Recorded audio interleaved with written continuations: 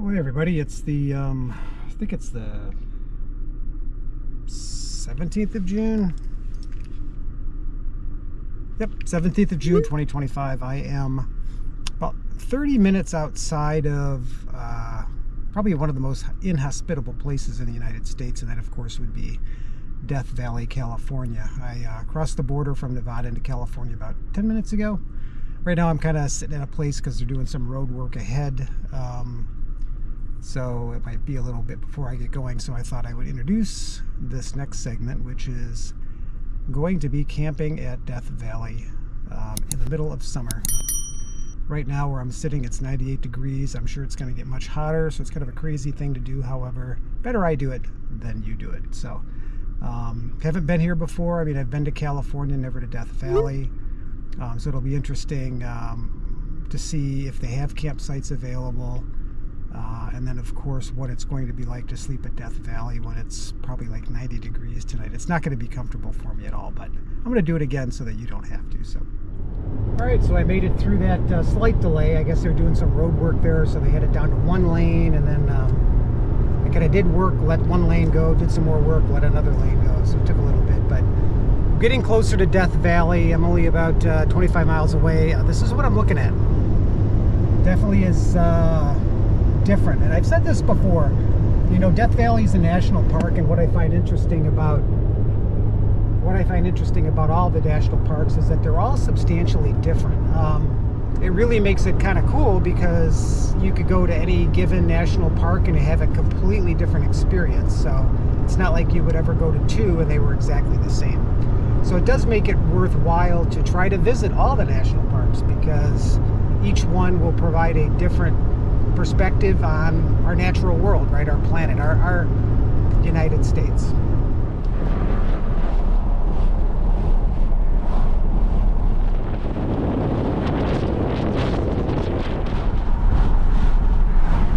don't know if you can see it, but the temperature's 100 degrees. So I crossed into the park boundaries a little bit ago. I'm on the way to the visitor center. Should be there in about 7 minutes. Yeah, this place is definitely different than the other national parks. I mean, there's like very few scrubby little bushes, no trees, no shade whatsoever. So now it's up to 102 degrees. So yeah, it's I think they call it Death Valley for a reason. Alright, so I've made it to Death Valley, California, where the temperature currently is 113 degrees, which is pretty warm even for me. So the question now becomes, where am I going to sleep? Am I going to sleep here in Furnace Creek? The campsite apparently is not that far from here, or they suggested I go to slightly higher elevations and sleep there because it's a little cooler. Between you and me, I really want that full experience. I want the full 113 degrees. Problem is I know I won't sleep well. So what do you do? I will think about that, and I will certainly get back to you. But this is what the environment looks like where I'm at right now. And it is hot. I mean, the heat, you can feel it right on your skin. I mean, it is that hot. So this is the visitor center. I'm going to take a look at the maps here in a second and figure out some interesting places to check out. So we are now below sea level. When I made that turn back there, we were right at sea level. I'm now heading down, so we're going to try to reach the lowest part here in the United States in Death Valley, which is in Badwater Basin. So that's where we're headed.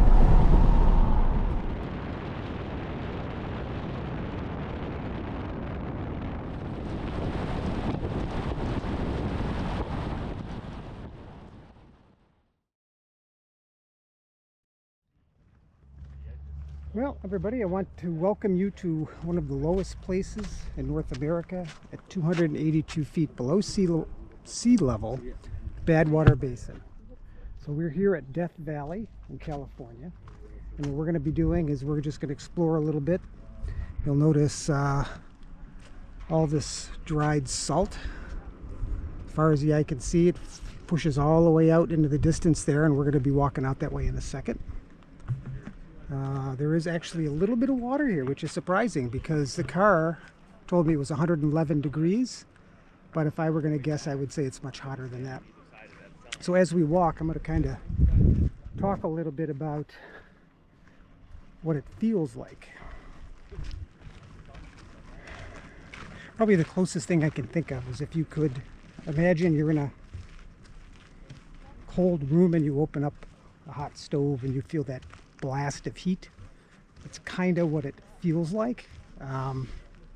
However, it wraps around you. It's really kind of a strange feeling. It wraps around you. It is dry. I can feel it. There we go. I'm now on the salt flats themselves. Hold on.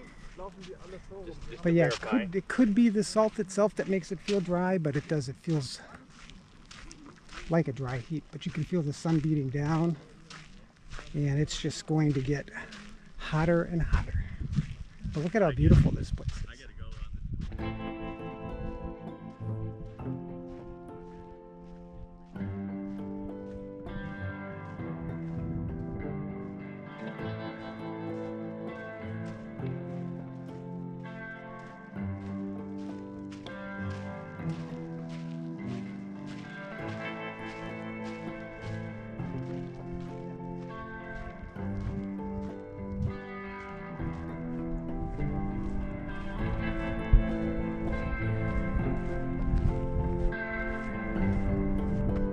Water basin here in the middle of Death Valley, 283, 282 feet below sea level, one of the lowest places in North America.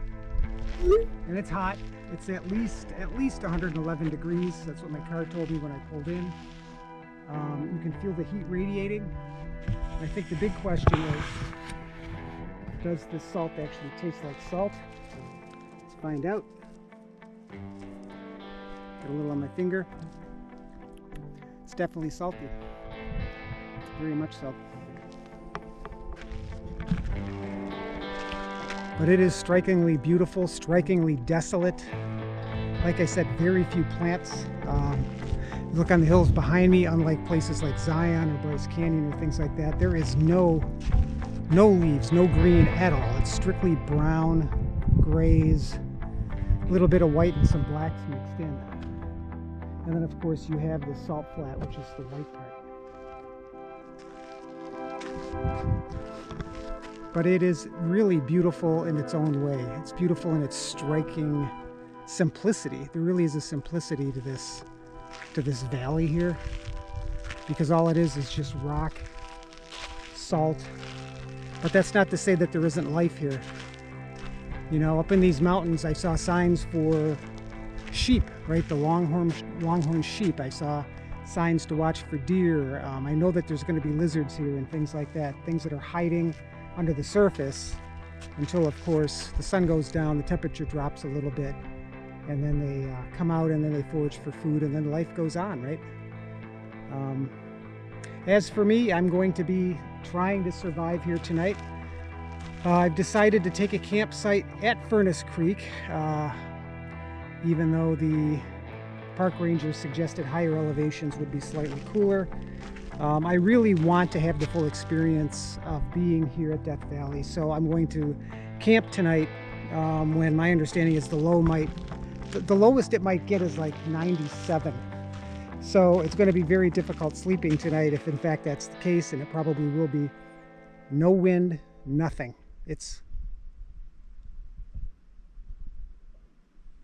Well, other than the people in the distance, it's perfectly quiet out here. All right, Ruby and I are at the Natural Bridge trailhead. So in a little bit, we're going to go hiking up this trail here. It's about a mile. My guess is it's half a mile in, half a mile out. That's where they get the mile from. But if you look in this direction here, you'll see where we just were, which was Badwater Basin. And just look at the size of that salt lake. That is pretty big. So we only touched a little bit, you know, just kind of scratched the surface. It is 112 degrees here in Death Valley. It's 2 o'clock in the afternoon, and it's going to be a very warm hike. a dry hike. I've got a total of 5 bottles of water for this 1 mile, so I don't think it's going to be an issue.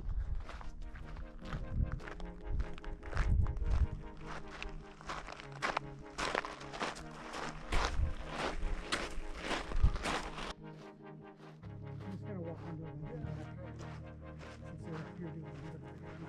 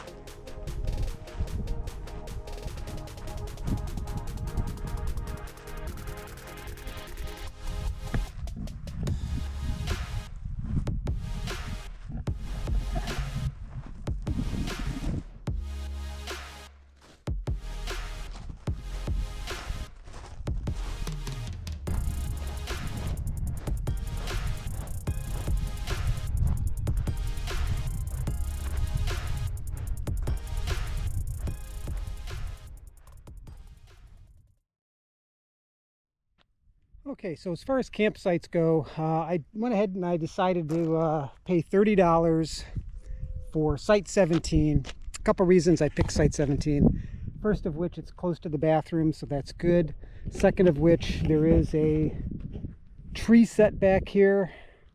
Third of which, I probably won't have any neighbors, like at all tonight, like at all. I don't think anybody but me is going to be crazy enough to camp in this temperature. It was 118 back at the visitor center, plus or minus a couple degrees.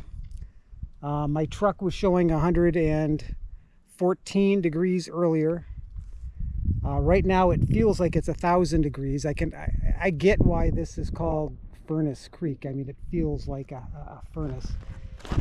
So the question is, do I want to set up the tent or do I want a cowboy camp? In other words, not use a tent at all, but maybe, because I have a lawn chair in the back, maybe just sleep on the lawn chair. I don't know. But I'm going to give it my best go because I want the experience of actually sleeping at 190 feet below sea level. The other campsites that are available that would have been free are at higher elevations, anywhere between 2,500 to 4,000 feet. I just really wanted to have this experience because, you know, you only live once, and it's like if you don't try different things and see what it's like, somebody talks about it and you're like, yeah, I have no idea what you're talking about, you know, but you do stuff and then you walk away and you know exactly what you're talking about, what they're talking about, because you've been there and you've done it. So it's a little bit before 8, sunsets at 8:08 this evening. So what I'm going to do is, because it's still 104 degrees out, I'm going to go ahead and try to sleep in this chair here that I brought with me. It's not going to be the most comfortable thing in the world, but I think it's going to be better than the tent. It's a very nice sunset. It's very quiet. I've got a lady over there, and then there's a camper on the other side, and I know somebody rented one of the spots over that way. I'm not sure where they went, but so there's a few of us here tonight, and I'm okay with that, right? As long as everybody's quiet, I'll be quiet, and hopefully I can get a little bit of sleep. But if not, I'll come back on and let you know how the night goes. So hopefully, though, this will be one of those nights when I can look up and see the Milky Way and the stars and stuff like that, because I do have a tendency to sleep when the sun sets, because by that time I'm exhausted, right, because of all the hiking and stuff like that. Today, not so much. I only did about 5.5 miles. So it's one of those days where I haven't done as much walking, and given this heat, I thought discretion was the better part of valor. So hopefully I won't have to update you again. Hopefully this is it. Hopefully this is sweet dreams to you. However, if this doesn't work and I am just awake all night, I promise I'll give you an update. Otherwise, I will see you in the morning. Well, good morning, everyone. It is a little bit before 5 a.m. So I slept in this lawn chair last night, and The problem wasn't the lawn chair, it wasn't the heat. It's like 86 degrees at 5 a.m., so it's already pretty warm. It was the neighbors next door. They came in, set up late, talked for hours. They were up at 4 a.m., woke me up, talking regular voice, just loud, no consideration. But I did get some sleep, so that's a good thing. And the stars last night were phenomenally gorgeous, so that's the nice thing about being in the desert like this. All right, well, I'm going to wake up, get this day going. See you on the road.